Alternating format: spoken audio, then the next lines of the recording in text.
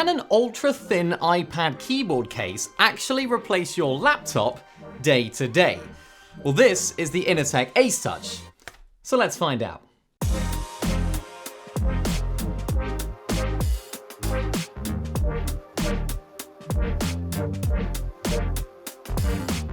So Inateck actually sent this to me after they saw my review and unboxing of their older keyboard case, which I've been using for a very long time. So this is the newer, slimmer follow-up to something that I already knew really well. And a quick disclaimer, this was sent out for review, but it's not sponsored and I'm completely free to speak my mind. So the AceTouch is an ultra-thin, ultra-light magnetic keyboard case for your iPad. It's designed for portability first, while still giving you that full keyboard and trackpad setup. So the AceTouch is noticeably thinner and lighter than the older model straight away, only 450 grams according to Inateck. It feels a lot more travel friendly and much easier to throw in a bag without even thinking about it.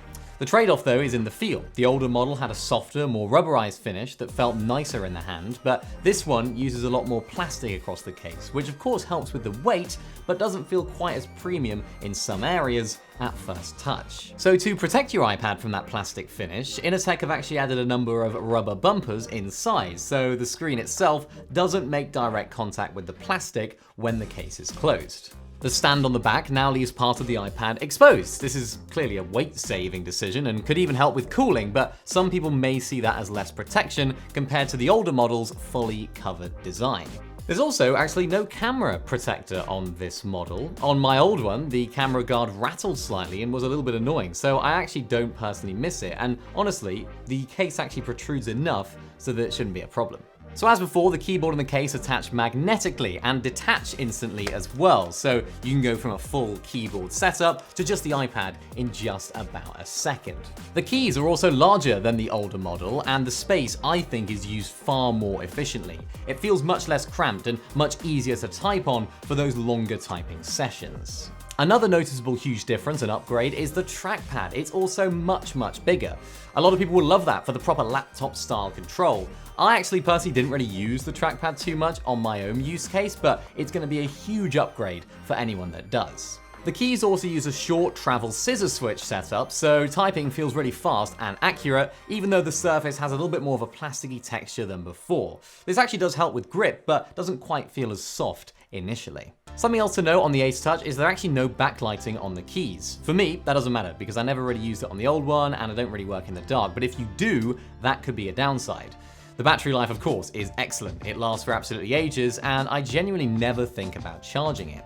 In terms of typing performance, it feels very good. It feels responsive, accurate, and comfortable for those long writing sessions. Everyone in the reviews of this product says that typing is excellent, and I would 100% agree. The iPad OS gestures work properly on the trackpad as well, with palm rejection and no noticeable delay at all.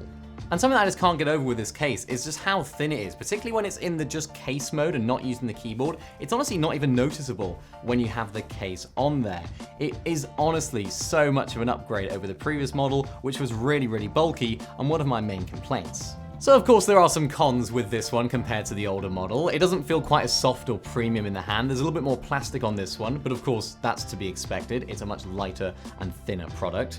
The keyboard doesn't have any backlighting, which for me isn't a major downside. It's not a major big deal. It's just something that some people might keep in mind. And even when you're using it, the iPad light actually shines on the keyboard anyway, so it's not that big of a deal. The rear stand, of course, does leave the back of the iPad slightly exposed here, which some people might not love, but for me, from using it, doesn't seem to affect anything. And overall on the design and the case and the keyboard, there is more plastic that's being used compared to the old rubber style finish, so it depends what you prefer. And in conclusion, this honestly just comes down to what you value more. So if you want portability, simplicity, and lightness, the AceTouch is 100% the one to go for. If you do prefer something maybe a little bit bulkier, but softer and more premium in feel, then the older model that I reviewed before is still a really great option from a great company in Inateck. Both are good, they just suit different people. So there we have it, the AceTouch keyboard case from Inateck. If this review helped you out, then of course make sure to leave a like rating, subscribe to the channel so you don't miss out on any of our future content as well, and let me know down in the comments, what one would you go for? A bit more bulky or a bit lighter and thinner? Let me know down there. If you want to know more information about the Inateck AceTouch, then click on this video up in the top of the screen. Thank you all for watching, and we'll see you in the next one.